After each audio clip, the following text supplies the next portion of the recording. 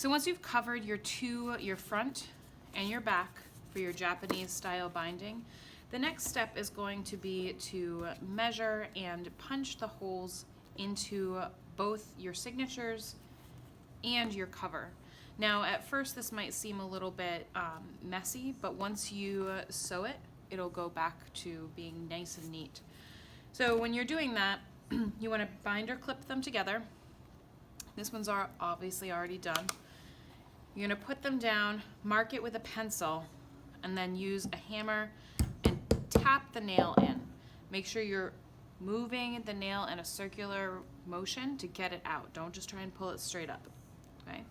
Once you've got 5, you can go and take off the first page of your signature and use it as a stencil of sorts to mark your cover and your back cover and any other signatures you have. When you're ready to start sewing, we're going to be using embroidery thread. It's in the back closet. You want about 2 arms lengths.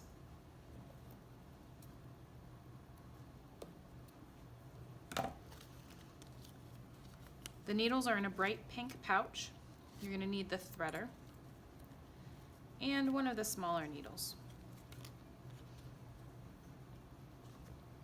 Now to thread this needle using this, first you put the small wire part through the eye of the needle, and then take the string and pull it through.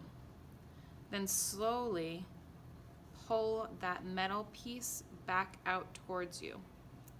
If you need help threading your needle, just ask. So when you're pulling your string through, you want to leave just about 12 inches or so along the edge. You're going to line up your front cover and your back cover. And if they're perfectly lined the first time, I just binder clip the bottom here. If there's not a big enough binder clip, you don't need to worry about it. We always start from the back. And what you're going to do is string through the back cover and your signatures. You will have more signatures than this book does. You're going to pull it all the way through and leave a tail that's about half the length of your book. Now, the way this stitch works is wherever your string is coming out of, okay, you're going to wrap around and go through that same hole a second time. You're not going to pull it tight so that if you need to work your needle around, you can. And even after this second time around, you're not going to pull your needle tight. If it gets knotted, don't pull any tighter, just stop and we'll figure out what's going on. Now from here, it's called a ladder stitch. You go over to the next hole. Sometimes you have to wiggle your needle around a little bit the first time.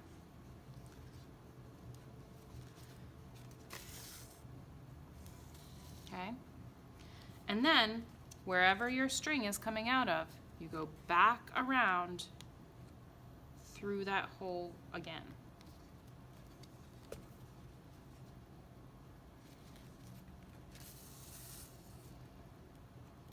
Making sure your tail doesn't get in the way. And now you do the ladder stitch again. Go over, through, and around.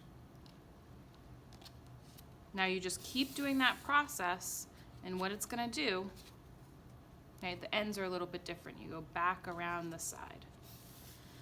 What it's going to do is connect all of these points. And you'll see as I go through the rest of them, you're just going to keep doing that ladder stitch over the next one, around the front, over to the next one, and around the front. And you'll see it all works out in the end.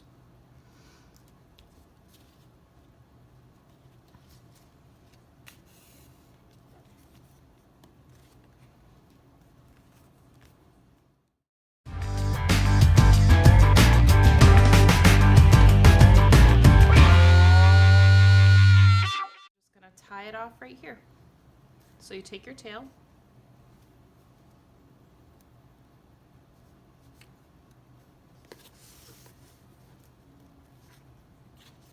tie a knot.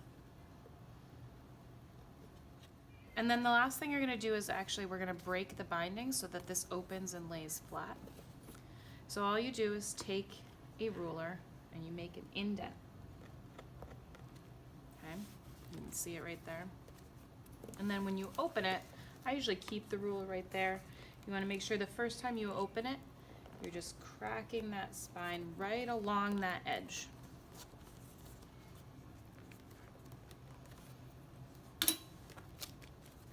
Okay, now your sketchbook is bound.